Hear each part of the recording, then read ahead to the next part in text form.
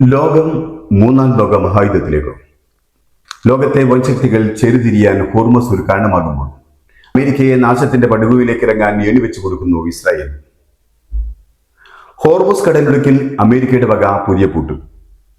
നിലവിൽ ഇറാൻ തുറക്കാനും അടക്കാനും കഴിയുന്ന പൂട്ടായിരുന്നു ഇറാൻ അമേരിക്ക ഇസ്രായേൽ യുദ്ധാനന്തരം ഹോർമസിന്മേൽ ഉണ്ടായിരുന്നത്. എന്നാൽ വെടിനിർത്തൽ കരാറിൽ ഇറാൻ അമേരിക്കയുടെ ആവശ്യങ്ങൾക്ക് വഴങ്ങാതെ ചർച്ച പരാജയപ്പെട്ടത് അമേരിക്കയെ കൂടുതൽ പ്രകോപിപ്പിക്കുകയായിരുന്നു.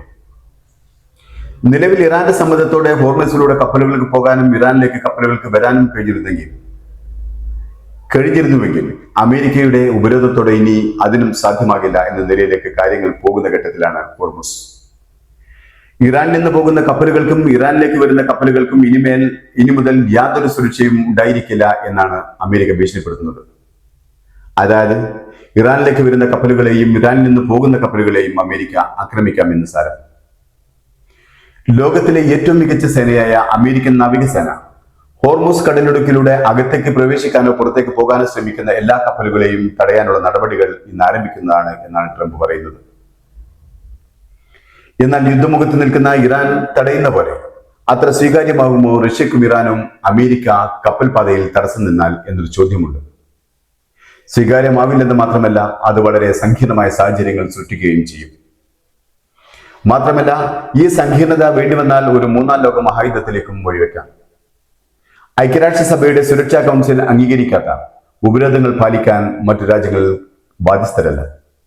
അമേരിക്ക സ്വന്തം നിലയ്ക്ക് പ്രഖ്യാപിക്കുന്ന ഉപരോധത്തെ ചൈനയും റഷ്യയും നിയമവിരുദ്ധമായിട്ടായിരിക്കും കണക്കാക്കുക. മാത്രമല്ല, ഇറാനിൽ നിന്നുള്ള എണ്ണയുടെ ഏറ്റവും വലിയ ഉപഭോക്താക്കളിൽ ഒന്നാണ് ചൈന. റഷ്യയാകട്ടെ ഇറാന്റെ അടുത്ത സൈനിക പങ്കാളിയുമാണ്. അതിനാൽ ഹോർമൂസ് കടലിടുക്കിലെ തടസ്സങ്ങൾ ഇവരുടെ സാമ്പത്തിക പ്രതിരോധ താല്പര്യങ്ങളെ നേരിട്ട് ബാധിക്കുന്ന ഒന്നാണ്. ചൈനയ്ക്ക് കാര്യമായി എണ്ണ ലഭിച്ചിരുന്ന രണ്ട് രാജ്യങ്ങളായിരുന്നു വെനിസ്വേലയും ഇറാനും. അതിലിപ്പോൾ വെനിസ്വേലയെ അമേരിക്ക ശാക്തികമായി കീഴടക്കി. അവശേഷിക്കുന്ന ചൈനയുടെ പങ്കാളി ഇറാനാണ്. ആ ഇറാനിൽ നിന്നും എണ്ണ കിട്ടാതിരിക്കുക ചൈനയ്ക്ക് സങ്കല്പിക്കാനാവാത്ത ഡാമേജുകൾ ഉണ്ടാക്കും എന്നതിൽ സംശയമില്ല. തങ്ങളുടെ ചരക്ക് കപ്പലുകൾക്ക് സംരക്ഷണം നൽകാൻ റഷ്യയും ചൈനയും യുദ്ധക്കപ്പലുകളെ അയക്കുകയാണെങ്കിൽ സാഹചര്യം ഒരു നേരിട്ടുള്ള സൈനിക ഏറ്റുമുട്ടലിലേക്ക് നീങ്ങാൻ സാധ്യതയുണ്ട്.